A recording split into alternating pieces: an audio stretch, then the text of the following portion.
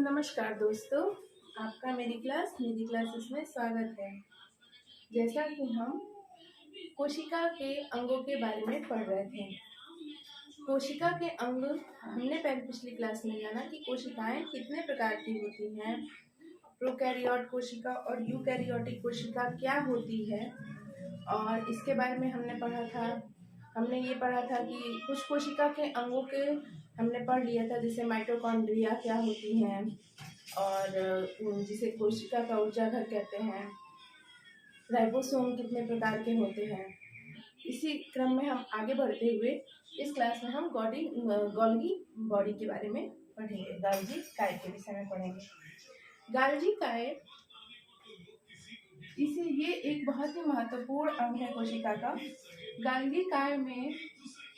गाल्गी काय कोशिका की संरचना में आइसक्रीम के समान दिखता है, कुछ इस तरह से। और ये क्या करता है कि इसे कोशिका का ट्रैफिक पुलिस भी कहा जाता है। इस गोल्गी का कॉम्प्लेक्स को इसे इंग्लिश में गोल्गी कॉम्प्लेक्स कहते हैं।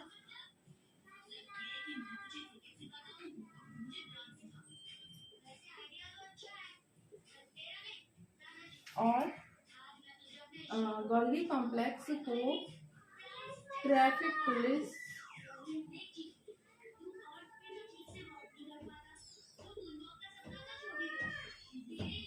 कहते हैं कोशिका का। ऐसा इसलिए कहते हैं क्योंकि ये कोशिका के सभी कार्यों का नियमन करता है। कोशिका में उपस्थित जो कोशिकांग होते हैं उनके ये कार्यों का नियमन करता है कि वो किस प्रकार से कार्य कर रहे हैं या उनको कौन सा कार्य कब करना चाहिए, इसके बारे में उन्हें इंस्ट्रक्शन देता है। तो इसे कोशिका का ट्रैफिक पुलिस कहा जा सकता है, क्योंकि जैसे ट्रैफिक हमारी गाड़ियों को निर्देश ट्रैफिक पुलिस देती है कि ऐसे चलिए, इधर से आइए, इधर से जाइए, उसी तरह से ये कोशिका में जो अंग पड़े होते हैं उनको उनकी सही क्रम में व्यवस्थित रखने का कार्य करता है और उनके कार्यों का नियमन करवाता है। साथ ही साथ जो ये गोल्गी कॉम्प्लेक्स होता है, इसकी जो संरचना होती है बहुत ही जटिल होती है। इसका संगठन बहुत जटिल होता है। ये हमने इजी फॉर्म में समझने के लिए एक रफ डायग्राम ड्रॉ किया हुआ है। इसकी संरचना जटिल होती है और इसमें क्या होता है कि ये मुख्यतया कहाँ पाया जाता है? ये मुख्यतया यूकैरियोटिक कोशिकाओं में पाया जाता है। यूकैरियोटिक कोशिकाओं में पाया जाता है। ये मुख्यतः यूकैरियोटिक कोशिकाओं में पाया जाता है और स्तनधारियों के आरबीसी में भी ये पाया जाता है। इसका कार्य क्या होता है? इसका मुख्य कार्य होता है नियमन करवाना। उसके बाद भी अन्य भी बहुत से इसके मुख्य कार्य हैं। ये इसका कार्य होता है तारक काय का निर्माण करना, शुक्राणु जो होते हैं मनुष्य के, उनमें शुक्राणुओं में एक्रोसोम पाया जाता है। उन एक्रोसोम का निर्माण करना। आगे जब हम रिप्रोडक्शन पढ़ेंगे तो हम एक्रोसोम के शुक्राणु और अंडाणु की संरचना के विषय में पढ़ेंगे। शुक्राणुओं में एक्रोसोम के निर्माण में ये काम आता है। तारक काय का निर्माण करता है। साथ ही मिलेनिन कणिकाओं के निर्माण में ये आता है कार्य में, और इंसुलिन जो हार्मोन होता है उसके निर्माण में सहायक होता है।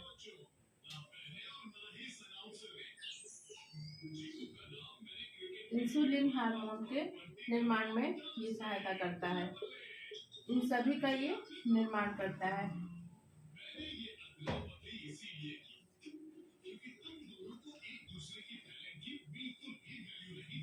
तो गोल्गी कॉम्प्लेक्स ट्रैफिक पुलिस होती है। बोलचाल की भाषा में इसे ट्रैफिक पुलिस कोशिका का कहा जाता है। और ये तारक काय का शुक्राणुओं में एक्रोसोम का और इंसुलिन के निर्माण में कार्य में आता है। ये यूकैरियोट में पाया जाता है। अधिकांश किसी किसी प्रोकैरियोट में भी पाया जाता है, लेकिन ये अधिकांशतः यूकैरियोट में पाया जाता है। और मनुष्यों के आरबीसी में भी पाया जाता है। मनुष्य ने स्तनधारियों के आरबीसी के में उपस्थित होता है। और इसकी खोज कैमिलो गोल्जी नामक वैज्ञानिक ने की थी। जैसे गोल्जी, इनका नाम गोल्जी का है, उसी तरह से याद रखेंगे। इसे किस वैज्ञानिक ने, कैमिलो या कैमियो भी कहते हैं कहीं कहीं पे, किसी किसी बुक में कैमिलो भी कहा गया है। तो कैमिलो गोल्जी ने 1898 में खोजा था। कैमिलो गोल्जी नाम के वैज्ञानिक ने 1898 में बताया था कि गोल्गी कॉम्प्लेक्स क्या होते हैं। और उन्हें इसके लिए 1906 ईस्वी में नोबेल पुरस्कार मिला था। तो क्वेश्चन ये भी आ सकता है कि किस वैज्ञानिक को नोबेल पुरस्कार मिला था गोल्गी कॉम्प्लेक्स को के विषय में बताने के लिए। तो नाम याद रखेंगे, कैमिलो गोल्जी।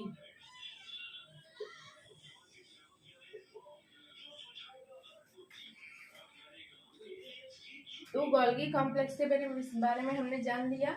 अब हम केंद्रक के विषय में पढ़ेंगे।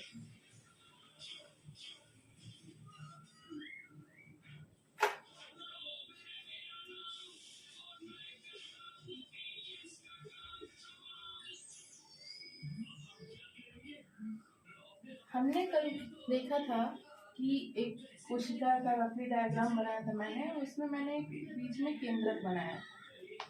ये केंद्रक बहुत ही इम्पोर्टेंट होता है। केंद्रक इम्पोर्टेंट होता है, किसी भी कोशिका का सबसे महत्वपूर्ण भाग होता है। और इस केंद्रक की खोज सबसे पहले रॉबर्ट ब्राउन ने की थी। रॉबर्ट ब्राउन ने की थी ना, और सन क्या था, 1831 में की थी। रॉबर्ट ब्राउन नाम के वैज्ञानिक ने। ये सभी यूकैरियोटिक कोशिका में पाया जाता है। एक सेंटर में गोल सी संरचना होती है, घनी सी, इसमें जालिकावत संरचनाएं पाई जाती हैं। ऐसे ये जो जालिकावत संरचना, ये गुणसूत्र होते हैं। और ये स्तनधारियों के आरबीसी में ये नहीं पाए जाते हैं। स्तनधारियों के आरबीसी इसके अपवाद है, उनमें ये केंद्रक नहीं पाया जाता है। इसमें केंद्रक रस या केंद्रक द्रव्य, केंद्रक आवरण और क्रोमेटिन तथा केंद्रिका पाई जाती है। इसकी संरचना कुछ इस तरह से होती है।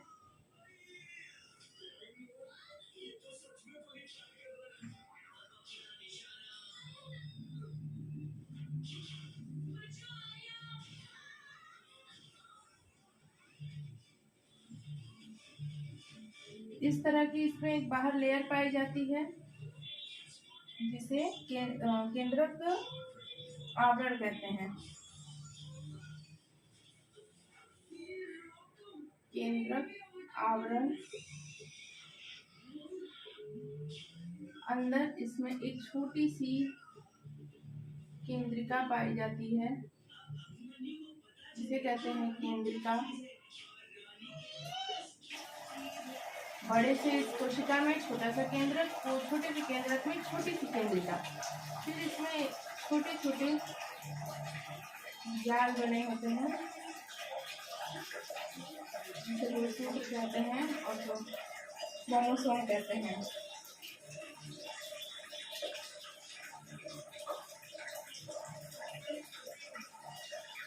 ये क्रोमोसोम होते हैं। और इसके अंदर एक फ्लूइड भरा हुआ होता है,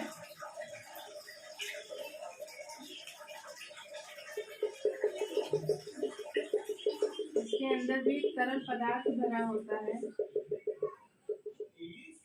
इस तरल पदार्थ को केंद्रक द्रव्य कहते हैं। इसे केंद्रक द्रव्य भी कहते हैं या रस भी कहते हैं। केंद्रक रस भी लिख सकते हैं, केंद्रक द्रव्य एक ही चीज है। तो ये एक रफली डायग्राम हमने बनाया है। केंद्रक के कुछ ऐसा आवरण होता है, उसके अंदर जाल सा बना होता है क्रोमोसोम का। जैसे केंद्रक होता है कोशिका के अंदर, उसी तरह केंद्रक के अंदर एक केंद्रिका होती है और उसके अंदर एक फ्लूइड भरा होता है। जैसे कोशिका में फ्लूइड होता है कोशिका द्रव्य, उसी तरह केंद्रक में फ्लूइड होता है, उसे केंद्रक द्रव्य कहते हैं। तो केंद्रक की खोज रॉबर्ट ब्राउन ने की थी 1831 में, और केंद्रक के ये भाग होते हैं। रासायनिक रूप से केंद्रक जो होता है वो 70% प्रोटीन, इसमें केंद्रक रस में केंद्रक के अंदर 70% प्रोटीन और 10% डीएनए, 70% प्रोटीन होता है, 10% डीएनए, और इसमें डीएनए और आरएनए दोनों ही मिले हुए होते हैं। तो 2 से 3% आरएनए और 3 से 5% लिपिड होता है। 3 से 5% लिपिड पाया जाता है। ये जो होता है ये आनुवंशिकता का वाहक होता है। तो और जीवधारियों के व्यवहार के लिए, और जो जीवधारी होते हैं जिस किस तरह का व्यवहार कर रहे हैं, ये उनकी आनुवंशिक सूचनाओं पर निहित रहता है, और ये क्रोमोसोम गुणसूत्र ही आगे उन आनुवंशिक सूचनाओं को अगली पीढ़ी में भेजते हैं। तो ये जीवधारियों के व्यवहार को निर्धारित करता है। अभी हम आगे पढ़ेंगे कि कोशिका विभाजन किस प्रकार होता है। उसमें ये केंद्रक बहुत ही काम आता है कोशिका विभाजन के समय, तो हम उस समय डिटेल में पढ़ेंगे। यहाँ पर अभी हम समझते हैं इसके संगठन को। इसका संगठन 70% प्रोटीन, 10% डीएनए, 2 से 3% आरएनए और 3 से 5% लिपिड से बना हुआ होता है। इसकी संरचना इस तरह की होती है। इसमें केंद्रक आवरण होता है, केंद्रिका होती है, क्रोमोसोम और केंद्रक द्रव्य होता है। जो इसके क्रोमोसोम होते हैं वो आनुवंशिक सूचनाओं पर उसमें निहित रहती है, उस पर रहती हैं, और वही आनुवंशिक सूचनाएं जीवधारी के व्यवहार को निर्धारित करती हैं और आगे पीढ़ी में स्थानांतरित करते हैं।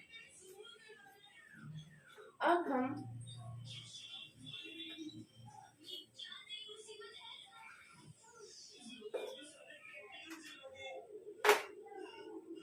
केंद्रक कला को, जैसा हमने देखा कि ये केंद्रक था तो उसकी ये कला बनी हुई थी। बाहरी आवरण जो था उसे ही केंद्रक कला कहते हैं, और जो उसमें रस होता है उसे इसमें जो फ्लूइड था उसे केंद्रक रस कहते हैं। ये हो गया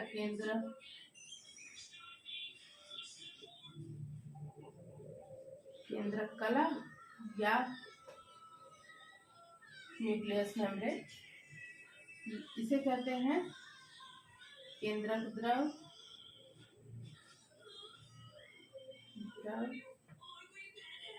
ये केंद्रक को बाहरी आघातों से बचाता है।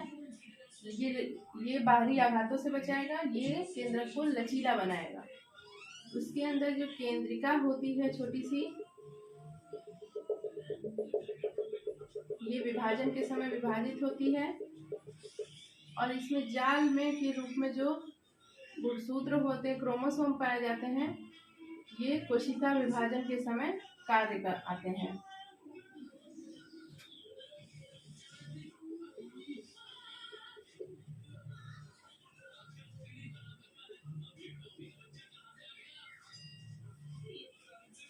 अब हम इनके कार्यों के बारे में जान लेते हैं।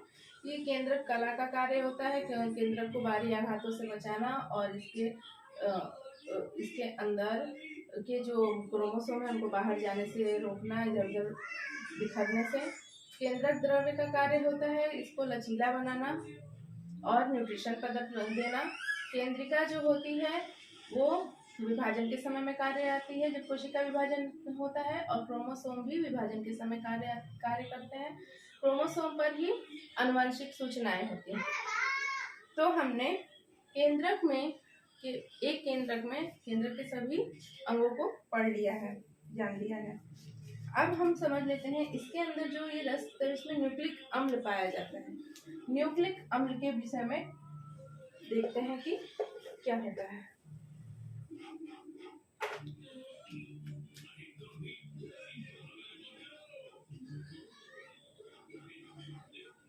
न्यूक्लिक अम्ल, फ्रेंड्स, न्यूक्लिक अम्ल जटिल कार्बनिक अम्ल होते हैं। जटिल कार्बनिक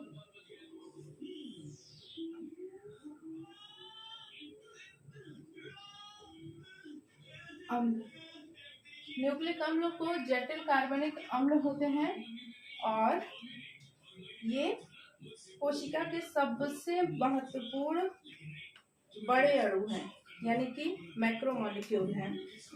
ये कोशिका के मैक्रोमोलिक्यूल हैं, कोशिका में सबसे बड़े अणु हैं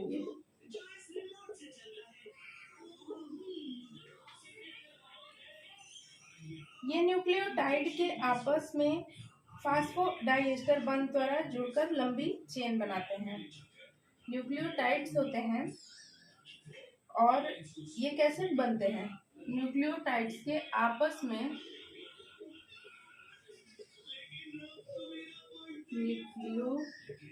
न्यूक्लियोटाइड होते हैं और उन न्यूक्लियोटाइड के द्वारा फास्फोडाइएस्टर बंध से जुड़ते हैं। जब कई सारे न्यूक्लियोटाइड होते हैं वो किससे?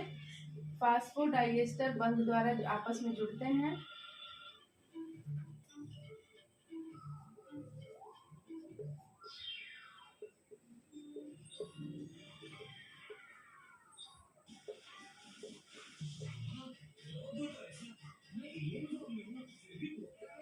कई सारे न्यूक्लियोटाइड फास्फोडाइएस्टर बंध द्वारा आपस में जुड़ते हैं तो ये जो न्यूक्लिक अम्ल होते हैं अपनी लंबी श्रृंखला बनाते हैं, लंबी सी चेन बनाते हैं। न्यूक्लियोटाइड शर्करा और न्यूक्लियोटाइड शर्करा और नाइट्रोजन युक्त क्षार और फास्फेट समूह मिलकर के इन्हें बनाते हैं। अब हम देख लेते हैं कि कितने प्रकार के होते हैं। न्यूक्लिक अम्ल जो होते हैं वो दो प्रकार के होते हैं। एक होता है डीएनए, एक होता है आरएनए। डीएनए का फुल फॉर्म होता है डीऑक्सीराइबोन्यूक्लिक एसिड या डाइऑक्सीराइबो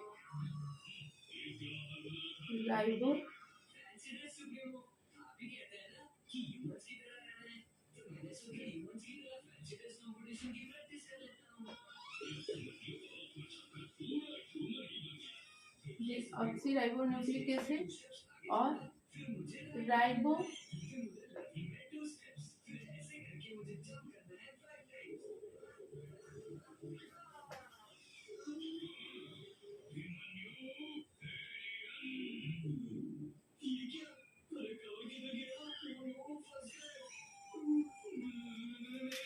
डीऑक्सीराइबोन्यूक्लिक एसिड और राइबोन्यूक्लिक एसिड।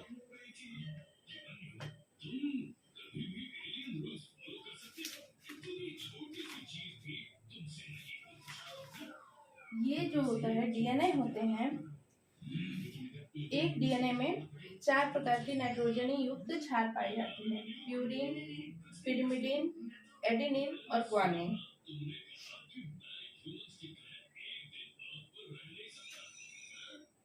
डीएनए पेंटोज शर्करा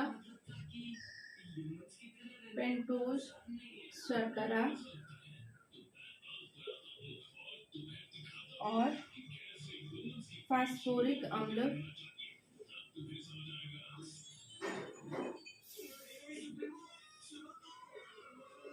पेंटोज शर्करा और फास्फोरिक अम्ल और नाइट्रोजन युक्त जो मैंने अभी बताया क्षारें होती हैं प्यूरीन पिरिमिडीन, उनसे मिलकर ये डीएनए बनता है। उन्हें कहते हैं नाइट्रोजन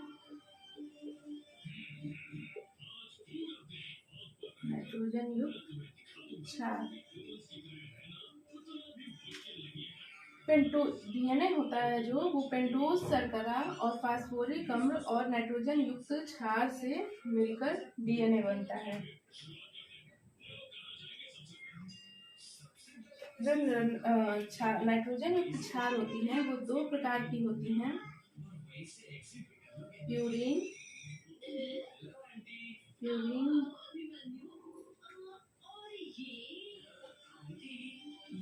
प्यूरीन क्षार और एक होती है पिरिमिडीन क्षार। प्यूरीन क्षार दो, जिस तरह नाइट्रोजन युक्त क्षार दो प्रकार की होती है उसी तरह से प्यूरीन क्षार भी दो प्रकार की होती है। प्यूरीन क्षार होती हैं एडिनिन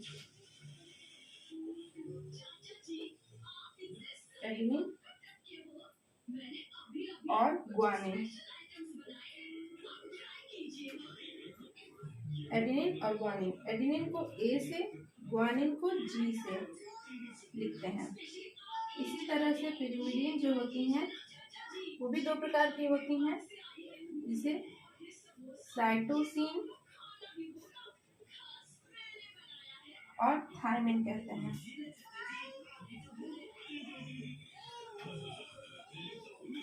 साइटोसिन को सी से और थायमिन को पी से लिखते हैं। जब आरएनए बनता है तो उसमें थायमिन ही यूरेसिल से चेंज हो जाती है, उसमें भी यही दोनों नाइट्रोजन बेस पाए जाते हैं। तो नाइट्रोजन इच्छा दो प्रकार की होती है। पहले शायद मैंने प्यूरीन पिरिमिडीन कुछ गलत बोल दिया था। प्यूरीन क्षार पिरिमिडीन क्षार दो प्रकार के, उसी तरह से प्यूरीन क्षार भी दो प्रकार के होते हैं, जिसमें एडेनिन और ग्वानिन होता है और पिरिमिडीन में साइटोसिन और थायमिन होता है। ये डबल बॉन्ड द्वारा जुड़े होते हैं और ये ट्रिपल बॉन्ड द्वारा जुड़े हुए होते हैं। तो डीएनए के बारे में हमने जान लिया। अब हम आरएनए के बारे में समझते हैं। जो आरएनए होता है, आरएनए को राइबोन्यूक्लिक एसिड कहते हैं। ये राइबोज शर्करा, राइबोज शुगर और फास्फोरिक अम्ल द्वारा बनती है। इसमें जैसे इसमें पेंटोज शर्करा होती है, इसमें राइबोज शर्करा होती है। राइबोज शर्करा प्लस राइबोज शर्करा प्लस फास्फोरिक अम्ल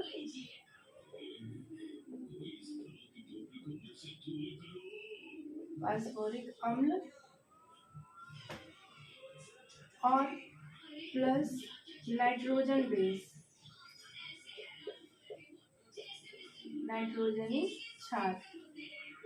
इनके ये मिलने से आरएनए बनता है। इसमें जो नाइट्रोजनी क्षार के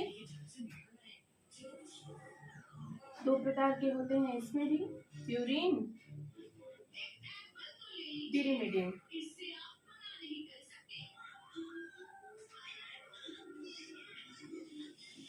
प्यूरीन भी एडेनिन और ग्वानिन, इसमें साइटोसिन, लेकिन यहाँ पे यूरेसिल होता है, यूरेसिल।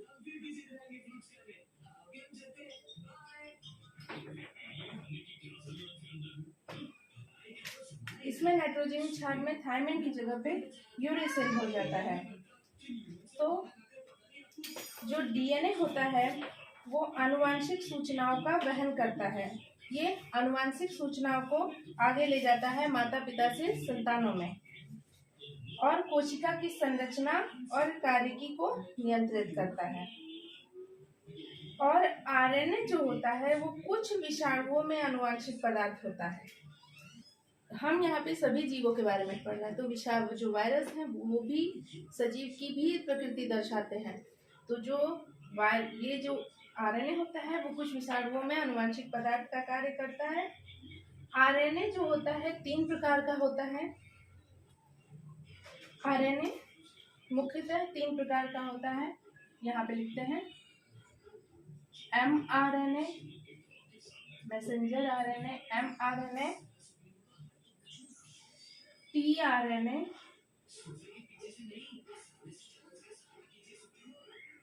और rRNA। mRNA, tRNA, rRNA ये 3 प्रकार का होता है। राइबोसोम जो होता है वो केंद्रिका के राइबोसोम के उत्पादन में जो केंद्रक होता है, केंद्रक की जो छोटी सी केंद्रिका होती है वो राइबोसोम का उत्पादन करती है, उसके उत्पादन में भाग लेती है। और ये दोनों ही न्यूक्लिक अम्ल जो होते हैं वो आनुवांशिक पदार्थ हैं, आनुवांशिकता में महत्वपूर्ण है और कोशिका में आनुवांशिकता का नियमन करते हैं। और कोशिका के कुछ कार्यों को डीएनए भी नियमन करता है। डीएनए माइटोकॉन्ड्रिया आदि में भी पाया जाता है। तो हमने आज गोल्गी कॉम्प्लेक्स और न्यूक्लिक के बारे में पढ़ लिया और न्यूक्लियोलस के बारे में पढ़ा, न्यूक्लिक मेम्ब्रेन के बारे में पढ़ा और क्रोमोसोम के जो इसमें न्यूक्लिक अम्ल पाए जाते हैं। तो न्यूक्लिक अम्ल कितने प्रकार के होते हैं? 2 प्रकार के, उनके बारे में पढ़ा। अब हम नेक्स्ट वीडियो में कोशिका विभाजन के बारे में पढ़ेंगे। कोशिका विभाजन क्या होता है? एक कोशिका विभाजित होकर दूसरी कोशिका का निर्माण करती है। कोशिका विभाजित होगी तभी दूसरी कोशिका बनेगी। तो किस प्रकार से कोशिका विभाजित होती है इसके बारे में थोड़ा सा देख लेते हैं। डिटेल वीडियो अगला वीडियो होगा और जिसमें हम डिटेल में जानेंगे कि कोशिका का विभाजन कैसे होता है।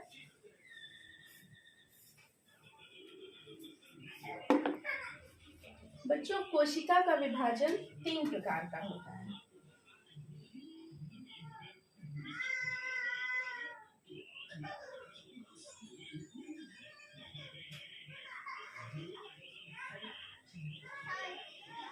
कोशिका का विभाजन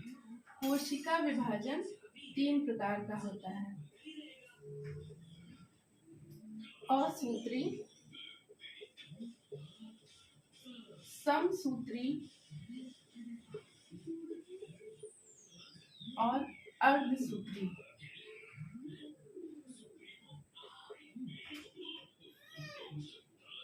कोशिका का विभाजन 3 प्रकार से होता है। असूत्री, समसूत्री, अर्धसूत्री।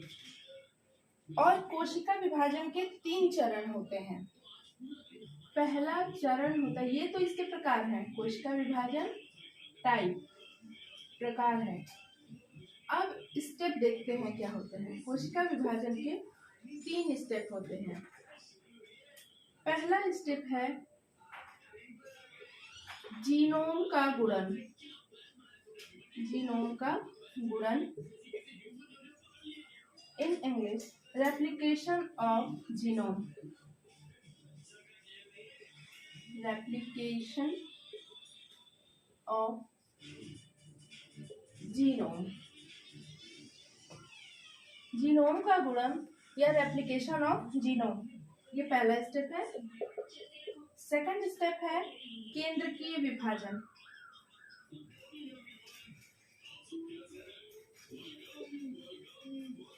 केंद्रकीय विभाजन।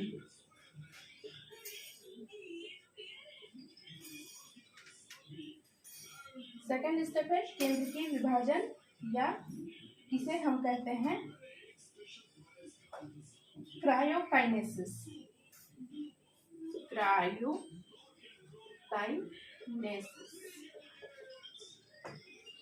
केंद्रकीय विभाजन को क्रायोकाइनेसिस कहते हैं। और थर्ड स्टेप है कोशिका द्रव्य विभाजन।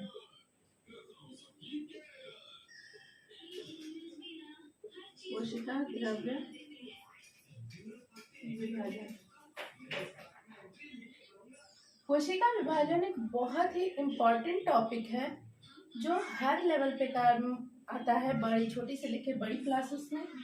कोशिका विभाजन जो है, कोशिका विभाजन की वजह से ही शरीर की कोशिकाओं में विभाजन होता है, चाहे वो कोई भी जीवधारी हो। और ये एक ऐसा स्टेप है, एक ऐसा टॉपिक है जो बहुत ही इंटरेस्टिंग है, बशर्ते आप इसे आराम से समझें, क्योंकि अगर जरा भी एक भी स्टेप इधर उधर हुआ तो कंफ्यूजन क्रिएट हो जाता है और समसूत्री को अर्धसूत्री में बच्चे लिख देते हैं, अर्धसूत्री को समसूत्री में कर देते हैं। तो इसलिए इनके चरणों को समझना बहुत जरूरी है। इसीलिए हो सकता है कि ये टॉपिक थोड़ा लंबा हो चल जाए, लेकिन आज का वीडियो ज़्यादा लंबा ना हो, ऑलरेडी लंबा है, तो इसलिए आज इस टॉपिक को ना पढ़ के हम नेक्स्ट वीडियो में इस टॉपिक को छोटे छोटे वीडियो में पढ़ेंगे और अच्छे से समझेंगे कि किस तरह से कोशिका विभाजित होती है और कौन कौन सी स्थिति को दर्शाती है। इसके डायग्राम, वेल डायग्राम के साथ इसे पढ़ना होता है, तो अच्छे से डायग्राम से हमें समझ में आएगा। कोशिका द्रव्य विभाजन, इसको हम साइटोकाइनेसिस कहते हैं। साइटोकाइनेसिस इंग्लिश टर्म भी बहुत ज़रूरी है, क्योंकि कभी कभी क्या होता है कि क्वेश्चंस में हिंदी नाम ना देके लिख देता है कि एक नंबर या 2 नंबर क्वेश्चन में लिख देगा साइटोकाइनेसिस को डिफाइन करिए। तो उस समय पे हमें हिंदी नाम भी आने चाहिए और इंग्लिश नाम भी। एग्जामिनर को तो फंसाना होता है, तो वो क्या करता है, साइटोकाइनेसिस को हिंदी में लिख देगा, साइटोकाइनेसिस लिखिए। उस समय बच्चे जो इंग्लिश मीडियम वाले हैं वो तो समझ जाएंगे, लेकिन हिंदी मीडियम वाले, अरे ये तो इंग्लिश में लिखा हुआ है, इंग्लिश का नाम नहीं है, ये तो हमने कहीं पढ़ा ही नहीं है। लेकिन हमने पढ़ा है, हमने हिंदी टर्म को पढ़ा है, इंग्लिश टर्म को पढ़ा ही नहीं है। एग्जामिनर फंसाने के लिए इंग्लिश टर्म को हिंदी में करके लिख देता है। मेरे साथ ये बहुत बार हो चुका है, इसलिए मैं आपके साथ ये साझा कर रही हूँ, शेयर कर रही हूँ कि ऐसा हो जाता है। मे भी आपके साथ भी हो चुका हो, अगर आप पहले से वीडियोस आप एग्ज़ाम वगैरह दिए हैं तो हो सकता है वो ये ऐसा आपके साथ भी हो चुका हो। सो ध्यान रखेंगे इस बात का। तो कोशिका विभाजन, इसमें क्या होता है, केंद्रक का विभाजन होता है। केंद्रकीय विभाजन में, क्रायोकाइनेसिस में केंद्रक का नाम कहीं दिया हुआ है, केंद्रक का विभाजन। इसमें क्या होता है, कोशिका द्रव्य का विभाजन होता है। और इसमें जो जीनोम होते हैं, यानी कि जो गुणसूत्र होते हैं, उनका रेप्लिकेशन होता है, वो आपस में रेप्लिकेट होते हैं। तो ये स्टेप होता है कोशिका विभाजन का, चाहे वो समसूत्री हो या अर्धसूत्री हो, दोनों के ही होते हैं। अब आगे डिटेल में हम पढ़ेंगे। असूत्री विभाजन, असूत्री विभाजन का में सीधा केंद्रक विभाजित होता है। इस विभाजन में सीधा केंद्रक विभाजित होता है। इसकी वजह से, समसूत्री विभाजन की वजह से दैहिक कोशिकाओं में विभाजन होता है और इसकी वजह से लैंगिक कोशिकाओं में विभाजन होता है। अगले वीडियो में हम इसके विषय में डिटेल में पढ़ेंगे सभी कोशिका विभाजन को। आई होप आपको मेरा ये वीडियो पसंद आया होगा, और अगर आपको मेरा ये वीडियो पसंद आया है तो प्लीज़ लाइक करना ना भूलें और अपने साथियों से भी शेयर करें, जिससे कि उन्हें भी देखने का मौका मिले। और अगर अभी तक चैनल को सब्सक्राइब नहीं किया है तो प्लीज़ चैनल को सब्सक्राइब जरूर करें और बेल आइकन को प्रेस करें, जिससे कि आपको समय समय पे नोटिफिकेशन मिलती रहे जब भी हम वीडियोस को डालें। और आशा करती हूँ कि आपको मेरा आज का टॉपिक अच्छा लगा होगा। Thanks for watching. मिलते हैं नए वीडियो के साथ।